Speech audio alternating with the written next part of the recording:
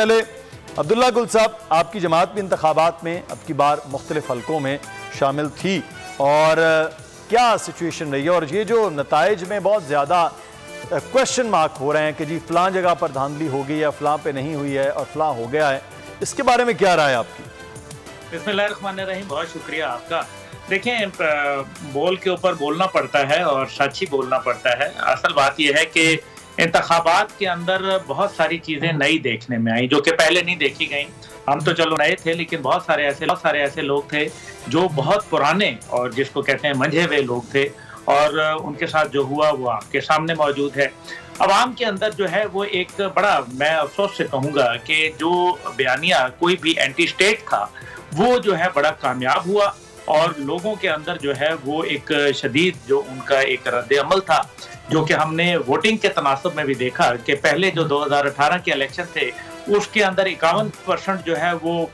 Vote पड़े और इस बार 65% पड़े। ठीक है कि उसके अंदर 2 करोड़ और 15 लाख जो है वो नए जो रजिस्टर्ड वोट थे वो भी मौजूद थे, लेकिन बहरहाल एक यंग जनरेशन ने अपना एक लाइन ऑफ एक्शन जो है वो बता दिया। उसके अंदर बहुत वजूहात जो हैं उसमें मैं नहीं समझता कि एक खास पार्टी के साथ मोहब्बत का अंसर था, बल्कि दूसरे पार्टियों से मुखासमत का जज्बा जो है वो ज़्यादा नज़र आ रहा था। और मैं ये देखता हूँ कि एक तो बहुत अच्छी बात हो गई कि इलेक्शन हुए, और साथ ही यह है कि पुरअमन भी हुए, क्योंकि उसके अंदर जो सबसे बड़ा अहमियत की बात थी वो ये है कि एक ही जगह के ऊपर 4-4, 5-5 कैंप लगे हुए थे मुख्तलिफ पार्टियों के, जो एक वक्त में आपको एक दूसरे के सामने सोशल मीडिया पे जहर उगलते दिखाई देते हैं, वो वहाँ शीरो शक्कर एक ही लाइन में खड़े होके वोट दे रहे थे। ये अच्छी बात थी। बलूचिस्तान के हवाले से अगर बात की जाए तो बलूचिस्तान के अंदर सख्त किस्म के सिक्योरिटी मसाइल थे, केपी में थे, लेकिन उसके बावजूद जो है हमने देखा कि केपी में जहाँ अभी डीआई खान के अंदर मुतअद्दिद दहशतगर्दी के बहुत शदीद किस्म के वाक़यात हुए,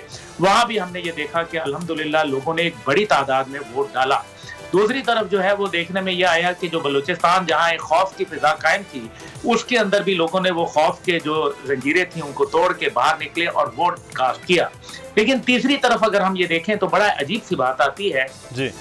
कि कारकर्दगी की बुनियाद पे वोट नहीं मिला। कारकर्दगी की बुनियाद पे जिन्होंने यूनिवर्सिटियां बनवाई, सड़कें बनवाई, जिन्होंने गैस लाए या कुछ इस किस्म के तरक्याती मंसूबे किए, लेकिन मेरे ख्याल में यहाँ एक जो इंसानियत के साथ जो कि एक मैं समझूंगा शख्सी परस्ती जो थी, शख्सियत परस्ती, वो हमने ज्यादा देखी। लेकिन बहरहाल ये सारा कुछ हो गया, इंडिपेंडेंट्स जो है पीटीआई हैं, लेकिन दूसरी तरफ जो है ये मामला कहाँ चल रहे हैं। ये जो बड़ी अहम बात है वो ये है कि एक तरफ आपने खुद फरमाया कि पीपल्स पार्टी सिंध के अंदर पंजाब में नून लीग और पीटीआई जो है वो केपी में और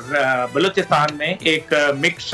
जो गैदरिंग है वो सामने आ रही है। लेकिन इसका तो मतलब यह है कि अगर नून लीग एक सीट भी सिंध में लेने में नाकाम रही तो ये तो अच्छी बात नहीं है, जबकि उसके बरक्स जो है पीपल्स पार्टी को 10 सीटें जो है वो पंजाब में मिली हैं, तो फिर तो बड़ा खतरनाक है। तीसरी तरफ जो है मैं ये समझता हूँ कि आप इसको जो है खारिज अमकान नहीं कह सकते कि इलेक्शन कमीशन की जानिब से इंतहाई नाअहली का मुजाहरा हुआ, और उसकी वजह यह है कि आज तीसरा दिन हो गया है और रिजल्ट नहीं आ रहे और लोगों ने एहतजाज का रास्ता अपना लिया है। ये अच्छी बात नहीं। जो रिजल्ट आए भी हैं उन पर भी लोगों के बड़े एतराज़ात हैं, और 45 मिनट बाकी रह गए तीसरे दिन की पोलिंग के वक्त खत्म होने के बाद भी रिजल्ट ना आए, तो इस पे सब्सक्राइब करें और बेल दबाएं ताकि कोई खबर रह न जाए।